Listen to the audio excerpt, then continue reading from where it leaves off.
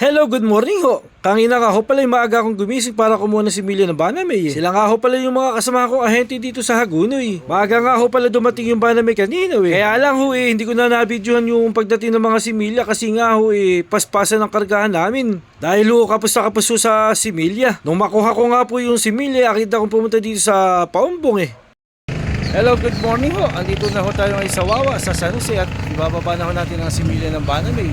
Hintay lang po natin ang ating buyer na kukuha na galing pang Binakod. At andito na nga ho ang ating hinihintay. Galing pa na hong Binakod.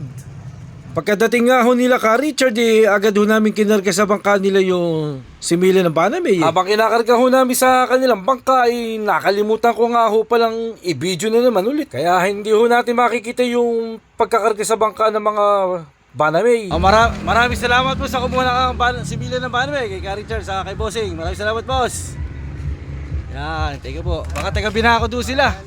Sana lang ho ka Richard, marami tayong mabuhay na Banamay para ho marami tayong anihin at para maulit din po akong makapag-deliver sa iyo ng similya. At nang mabigyan ko nga ho ng similya ng Banamay yung sila ka Richard na galing pang Binakod ako nga po dumiretso na papuntang Kaingin sa Malolos Suba. Kaya nga ho nung dumating ako din sa Malolos sa may Kaingin agad kong ibinaba kagad itong mga similya ng Banamay At dumating na nga din po pala si Boss Gilbert Siya ho yung bantay ng plaisdaan. Maya nga ho dumating na nga si Boss Alvin at parating na ng similya ng alimango. Langaw-langaw lang po ang size ng alimango natin kaya po maliliit pa. Mga 4 months pwede ka na po mag-partial harvest hanggang 6 months. At nung makita na nga ho yung similya ng alimango agad na nga ho namin itong binuhat itong mga similya ng Banamay Medyo may kalayuan lang po ang hinahakot namin patungo dun sa huhulugan. At nang mahakot na nga ho namin yung Banamay ihuhulog na ho namin rin sa nursery. Ayun ho yung nursery, yung lambat na puti, taas lang. Baka daw ho makatalon yung dalag.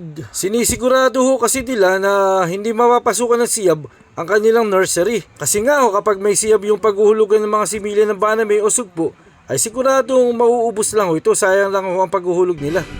Ayun na nga ho at nagsisimula ng ihulog ang Banamay Ito nga ho pala yung similya ng Banamay Maliliit lang ho siya. Yung Banamay nga ho pala isang uri ng hipon din ho ito na inaalagaan sa ating mga plaisdaan. Ito po ay pwedeng harvestin na 3 months to 4 months. At maganda po ang survival rate nito. Sana lang ho marami tayong mabuhay Tapos na nga ho kaming maghulog ng Banamay. Maraming salamat po mga bossing. Thank you po. Hanggang dito na lang. Maraming salamat ho.